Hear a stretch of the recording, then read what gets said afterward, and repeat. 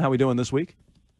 Good. What's going on? High-level conversation that I was on hold for there. Yes. We were just razzing Arcan, and you're in a similar boat. He's a little bit of a fraidy cat when it comes to taking a quarterback, and I think you feel similar, no?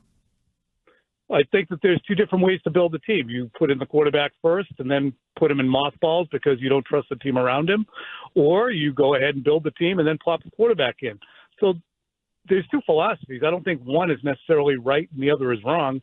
People will contend that the Josh Allen, he was dropped into a team and they got the quarterback first. They didn't. They were a 9-7 team and a playoff team the year before. Same thing with Patrick Mahomes going to Kansas City.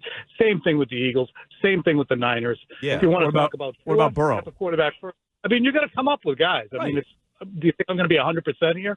No, but I think to your point, there's two different ways to look at it, and I do agree with you on that. There's examples on both sides of it, but there are a lot of examples on both sides. I would agree with you there. So there's two different ways to do it. And if the Patriots, we can sit here all day and talk about vanilla or mint chocolate chip, which flavor do we like better? But our balls aren't on the line when it comes to making the picks. So there is a portion in which, I was on with Andy Hart yesterday. He's like, I don't like J.J. McCarthy. My giant head will explode. I'm like, honestly, at some point you have to really defer. I mean, they have 9 people breaking the stuff down. They go to work in their sweatpants and backwards hats all day, and they're allowed to do that because all they do is look at football players. At some point, you have to defer if they take J.J. McCarthy and say, all right, you saw something that most people did not see to take him at 3. We'll see. I think it's premature to let your head explode because and I know, and we all know, you don't have a well enough developed or a similarly developed opinion on J.J. McCarthy to allow your head to explode. Tom, we've been talking a little bit about what Washington might be doing at 2 and what that will leave you with in terms of decisions with the quarterback. I know that you had somebody from my original neck of the woods on your Patriots Talk podcast. Did he give you any inclination about where Washington might be leaning and how that impacts the Patriots pick at 3? Yeah, I mean, Washington holds the cards in terms of what the Patriots are going to do. If they're sitting there staring at Jaden Daniels and Drake Maye, and I still do believe that those two would be front runners, despite what Tony Pauline reported. And it wasn't rumored. It wasn't insinuated. Tony Pauline legitimately said other general managers said that he's enamored with J.J. McCarthy and wants to take him. In love with him. So that's a pretty hard, and it's not somebody around the Patriots. It's not somebody who I just saw in the scouting meeting. It's a general manager. So that's concrete. Does that change? Is it close? Do other people bring him off it? Do people say, look, you got a guy who's 6'5", 230 here in Drake Maye. He's going to play 17 games for you every year. I think that's a persuasive thing. But in terms of Washington, J.P. Finlay says if he had 100 chips, he'd put 85 on Jaden Daniels. But Adam Peters, the former Patriots executive, who is now their GM, has played it so close to the vest, which one would expect to an extent, that he can't put all 100 chips on that. Tom, we just saw Stephon Diggs get traded out of the AFC East. Keenan Allen got traded a little while ago. The Patriots, I think, have been rumored to be in the mix for some of these. Have you heard anything about that? Is there anything in the oven right now? And if so, do you think the Patriots are looking to try and do more with this $47 million in cap space that they still have most in the NFL? Yeah, they're aware that they have money, unburned cash, that is now burning a hole in their pocket. And it's sitting there, and they understand, look, they could roll over a portion of it, and they always roll over their dough into the next year on salary cap, but you don't want to sit there with $46 million of cap space. So what are your options? Your options are to start redoing contracts for Barmore or Judon, or you can be aggressive and go make a trade. They are aware that they have a large amount of cap space. They are amenable to exploring and trying to be aggressive in trades. And I think the easiest way to do it, Christian, is probably at wide receiver. I mean, they are more, I guess transitory would be a word. You could just swap them around and put them here and there, and that happens. To me, and this is not based on anything except theorizing based on his situation last year, A.J. Brown would be a prime candidate. 28 years old. He's got a $25 million contract this year with 3 years left on it. He was not psyched at the end of last year. Say the Patriots dangle 34. And again, fully hypothetical. No one is saying to me, we're going after A.J. Brown.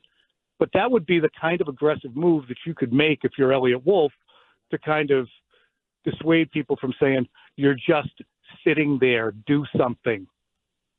So I'm interested in, and I would love them to do that, Tom, whether it's A.J. Brown or Brandon Ayuk or T. Higgins. They wouldn't even step up their offer for Calvin Ridley. And maybe there's a simple answer here. Maybe the answer is A.J. Brown and Brandon Ayuk and T. Higgins are just in a different stratosphere. Yeah, but Occam's razor. Okay, but I'm just saying, now they're going to pay more money to one of these receivers and give up 34. I would be on board with them doing it. That sounds out of line with how they've acted to this point. I think there comes a point where Calvin Ridley, you're just going to push away from the table on him, especially if he's ambivalent about joining your team. A.J. Brown is a different level player. All those guys are different level players. A.J. Brown is much more a prime target, in my estimation, because he's got 3 years left in his contract. If you trade 34 and bring in Ayuk, and he's like, yeah, that's nice. I don't want to have 61 catches for 610 yards for the next 2 years, so I'm going to be leaving after free agency, or you can franchise me.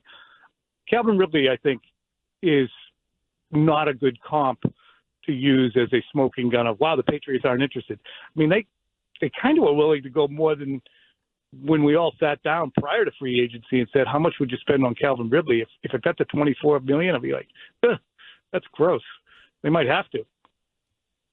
Do you have any word, and if you don't, that's fine, but any word that they were kicking the tires on Diggs, who just got moved yesterday? No word on that.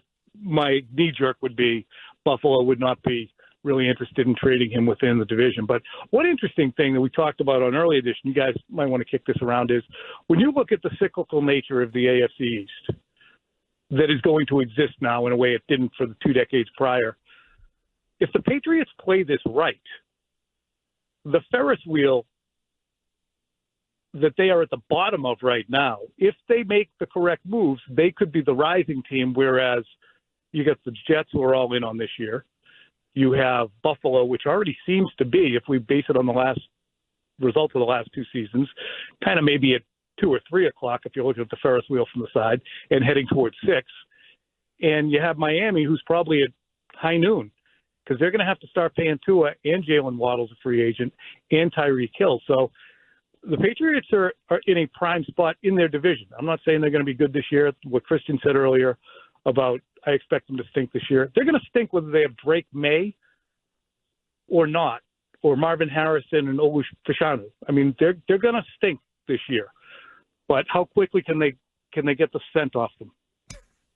That started optimistic, and then it got stinky. Print the T-shirts.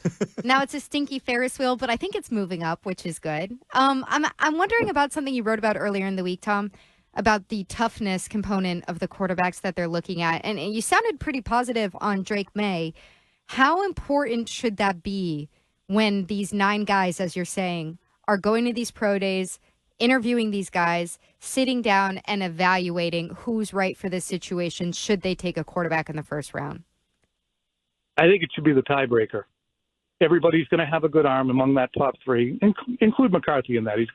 He can throw.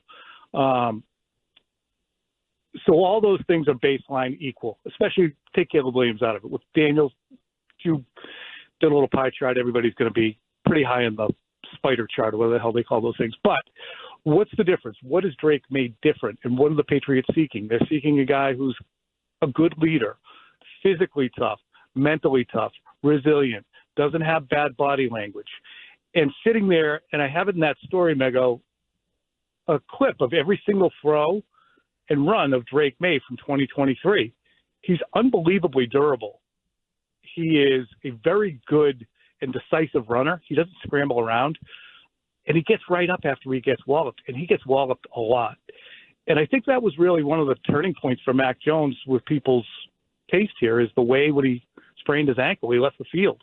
I mean, it looks like he was washed ashore at Normandy heading for the medical tent, and it was a sprained ankle.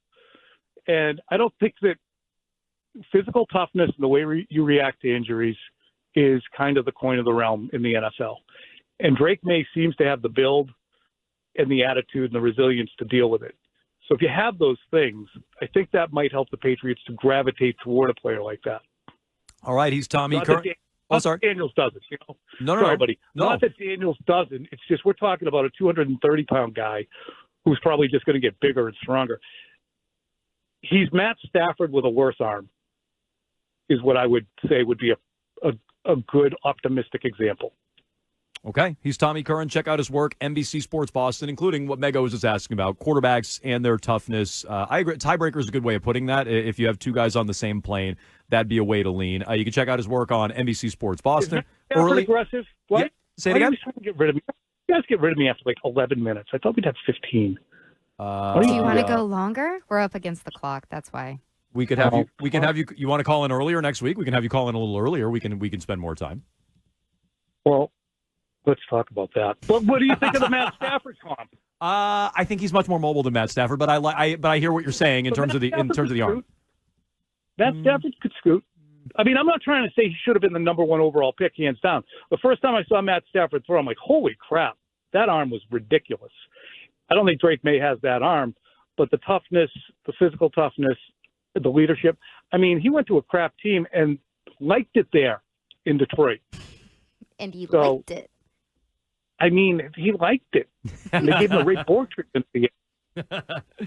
He's Tommy Curran again. You can check out his work, NBC Sports Boston, early edition, Patriots Talk podcast. He's everywhere, including back here next Thursday at 3:30, maybe a little earlier. Tom, we'll talk about that. We'll talk to you next week. Very good. Thanks, guys. All right, Tommy Curran. As all our guests joins us here on the Harbor One Hotline. Tom, I do like. I like.